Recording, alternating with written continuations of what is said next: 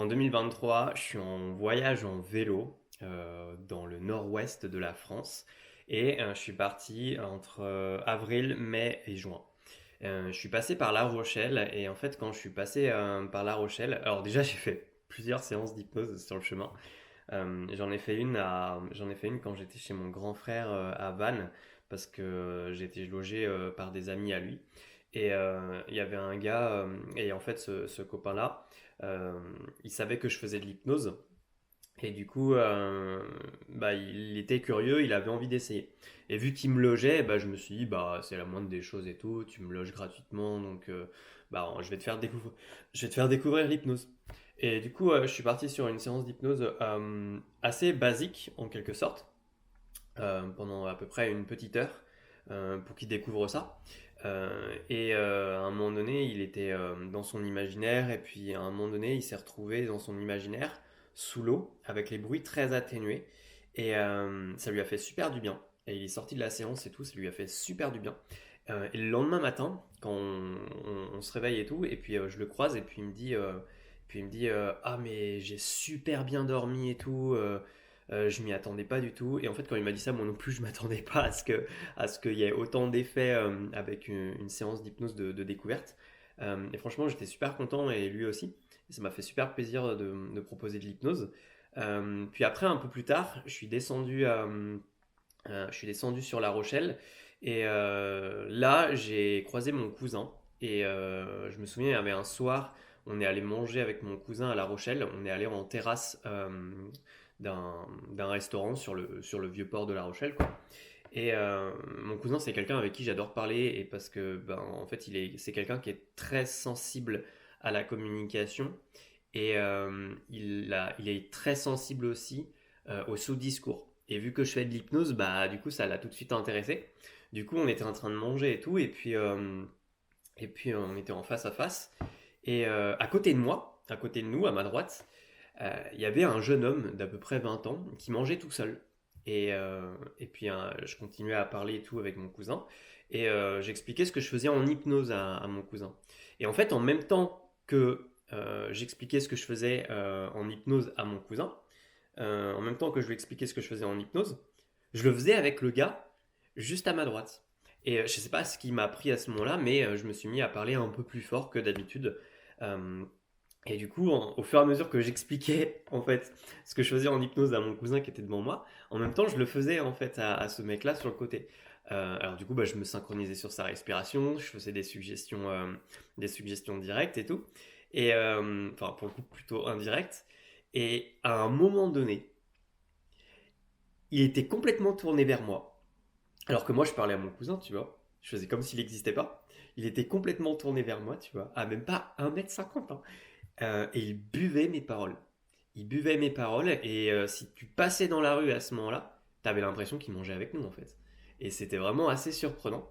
Euh, et on a fini de manger à ce moment-là dans le restaurant, puis on est parti, puis on a marché un petit peu dans les rues de La Rochelle, et puis on s'est installé en terrasse d'une crêperie pour prendre un dessert. Et puis on a mangé une crêpe et tout. Et pareil, on était en face à face, tu vois. Et bah moi, en fait, ça m'avait pas suffi. Alors j'ai remis ça sur la table, tu vois. J'ai continué à parler d'hypnose et tout. Et, euh, et du coup, j'ai parlé de mon cousin. En fait, à mon cousin, j'ai évoqué bah, des séances d'hypnose que j'avais fait, notamment sur l'arrêt du tabac. Et sur l'arrêt du tabac, j'ai fait quelques séances en fait sur l'arrêt du tabac. Et mon cousin était devant moi. Et je lui expliquais tout ce que je faisais sur l'arrêt du tabac et je lui disais, bah une fois, j'ai accompagné un monsieur j'ai accompagné un homme qui est venu en séance d'hypnose pour arrêter de fumer. Et bah en fait au début, je prends le temps de l'accueillir et tout, on discute et puis je commence à lui demander, bah à quel moment il ressent le besoin de fumer, combien de cigarettes il fume, qu'est-ce qui se passe au moment où il ressent en fait le besoin de fumer, qu'est-ce qui déclenche ça en fait, dans quelles circonstances ça arrive. J'explore un petit peu tout ça pendant 15 minutes. Puis au bout d'un moment, en fait, je dis, ok, je vais te poser une question. Parce que maintenant, bah là, ça fait à peu près 15 minutes qu'on explore bah, à quel moment tu as besoin de fumer et tout. Mais j'aimerais te poser une question. Et là, en fait, je prends mon ton un peu plus hypnotique, tu vois. J'aimerais te poser une question. Et puis là, il me dit, ok, d'accord. Et je lui dis, j'aimerais que tu sois attentif à la réponse qui vient, de façon spontanée. Tu laisses juste venir ce qui vient. Et là, il me dit, ouais, ok, d'accord. Et puis là, je prends un ton un peu plus hypnotique et je lui dis, ok, si demain tu venais me voir pour autre chose que l'arrêt du tabac, pourquoi tu viendrais? Et là, il a les yeux dans le vide un peu, il réfléchit, et puis il me dit, j'ai du mal à exprimer ce que je ressens à ma femme. Je lui dis, ok, tu vois un lien entre ça et le fait de fumer. Et là, quand j'ai dit ça, pouf, il a eu une montée d'émotion et puis bah en fait il a eu les larmes aux yeux. Et du coup je lui dis ok, ça fait sens pour toi si on travaille plutôt là-dessus en fait plutôt que sur l'arrêt du tabac parce qu'en fait j'imagine que si aujourd'hui on travaille sur ta difficulté à exprimer ce que tu ressens à ta femme, il y a certaines cigarettes, peut-être pas toutes, mais il y en a certaines que tu arrêteras de fumer. Ça, c'est cohérent pour toi? Et à ce moment-là, il m'a dit ouais, c'est cohérent pour moi. Donc on est allé dans cette direction. Et en fait, au moment où je dis ça, mon cousin qui est en face de moi en terrasse du café, de la crêperie, il me fait un signe en mode Nat, en fait, il y a une jeune femme dans ton dos qui est en train de tendre l'oreille. Et du coup, moi, quand mon cousin il me dit ça, je fais ok, d'accord, je vais passer la seconde et j'accélère un petit peu, tu vois. Et du coup, je sais que c'est une jeune femme qui est dans mon dos et qu'elle prête l'oreille par rapport à ce que je suis en train de raconter. Du coup, moi je continue et en fait je dis à mon cousin, bah tu sais aujourd'hui il y a des gens ils fument pour plein de raisons différentes en fait. Il y a des gens pour qui la cigarette c'est un moyen de sociabiliser, de créer du lien, de discuter avec les gens. Par exemple, je sais pas, à la fac c'était quelque chose que je voyais et qui était assez courant. Les gens ils fumaient pour créer du lien. T'as d'autres endroits où les gens en fait ils vont fumer parce que pour eux c'est une façon de gérer le stress.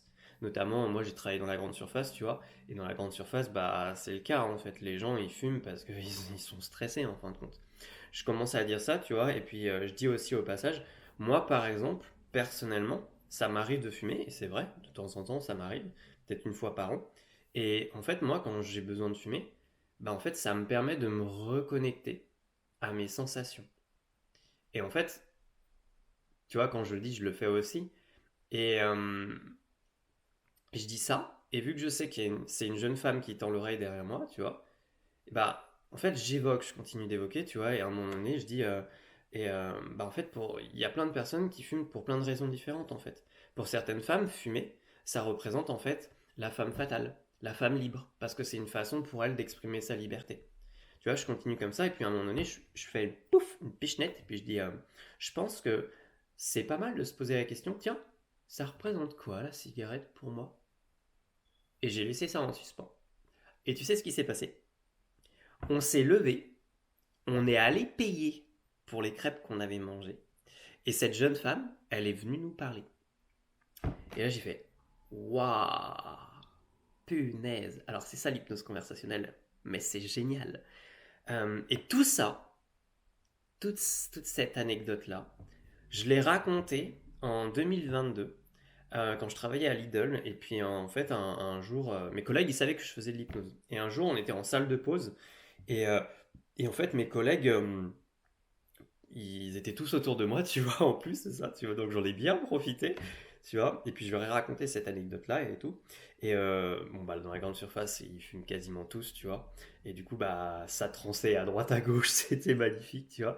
Et du coup, bah, en fait, il y a des gens, en fait, pour qui ce que je racontais, ça parlait. Et à un moment donné, j'avais une collègue, je me souviens, elle m'a dit, mais Nat, toi, tu te fais accompagner? Et je fais, oui, moi, je me fais accompagner et je me suis déjà fait accompagner sur pas mal de choses. Ça m'est arrivé de me faire accompagner sur le stress quand j'allais aborder des gens dans la rue, quand je faisais de l'hypnose de rue. Ça m'est arrivé d'aller en séance d'hypnose. euh, je sais plus, par exemple, à un moment donné, ça m'est arrivé d'aller en séance d'hypnose parce que je me sentais souvent jugé. Et du coup, j'avais fait une séance d'hypnose à ce moment-là. Ça m'est arrivé de faire une séance d'hypnose parce qu'à un moment donné, je me sentais bah, par exemple, j'avais besoin d'accepter, de faire un travail sur le long terme, comme je faisais à Lidl à ce moment-là. Donc, en plus de ça, à ce moment-là, j'avais en effet pris une séance d'hypnose. Ça m'est arrivé de faire une séance d'hypnose pour travailler sur la relation que j'avais avec mes parents. J'ai fait une séance d'hypnose. J'ai fait plein de séances d'hypnose en fait pour plein de choses. J'en ai fait pas mal avant de partir en voyage en vélo l'année dernière. Tu vois, donc j'évoque ça et je commence à dire, bah moi je pense que le plus important en fait, c'est de se demander, tiens, qu'est-ce qu'on recherche chez quelqu'un, chez un praticien en hypnose? Je pense que c'est une bonne question parce que c'est une question qu'on se pose peut-être pas souvent, mais je pense que c'est intéressant de se dire, tiens, qu'est-ce que je recherche en fait chez un praticien en hypnose pour que je me sente bien et pour que je me sente accompagné. Moi personnellement, je vais rechercher chez un praticien en hypnose, j'ai besoin en fait que mon thérapeute, il ait entre guillemets les épaules suffisamment solides pour encaisser entre guillemets les émotions que je vais lui balancer dans la gueule, parce que je vais lui en balancer beaucoup en fait. Et j'ai besoin en fait qu'il soit là, qu'il soit présent et qu'il me soutienne aussi. Je vais avoir besoin aussi de bienveillance. Je pense que c'est bien de se poser la question, tiens, qu'est-ce que je recherche chez un praticien en hypnose quand j'ai envie de me faire accompagner? Et pour quelles raisons j'ai envie de me faire accompagner? J'ai parlé de tout ça durant cette pause, en fait, quand je bossais à Lidl. Et quelques jours plus tard, ma collègue, elle m'envoie un SMS en me disant, Nat, j'aimerais bien faire une séance d'hypnose sur l'arrêt du tabac. Je fais, ok, bah on y va. Et c'est comme ça que j'ai eu quelques séances d'hypnose. Donc, l'hypnose conversationnelle, c'est vraiment. Enfin, en vrai, aujourd'hui, je me rends compte qu'il y a. C'est la meilleure approche pour amener les gens à nous appeler pour faire des séances d'hypnose et pour faire de l'accompagnement. Il n'y en a pas d'autre. Donc voilà, moi j'espère que ça t'a apporté pas mal d'idées et de solutions. Ce que je t'invite à faire, c'est de réécouter attentivement la vidéo, de la repasser et de l'écouter parce que en fait, elle est truffée de suggestions, quoi. Donc, je t'invite à aller voir ça. Si tu as d'autres questions sur l'hypnose ericksonienne et sur l'hypnose conversationnelle, je me ferai un plaisir d'y répondre. Et souvent, en fait, les gens, quand ils me découvrent et que ils voient une, deux, trois vidéos et que ce que je raconte, ça leur parle, certains finissent par s'abonner. Euh, et si tu as d'autres questions aussi, je t'invite à me les poser en commentaire. Voilà, en attendant, je te souhaite une super journée et on se dit à très vite.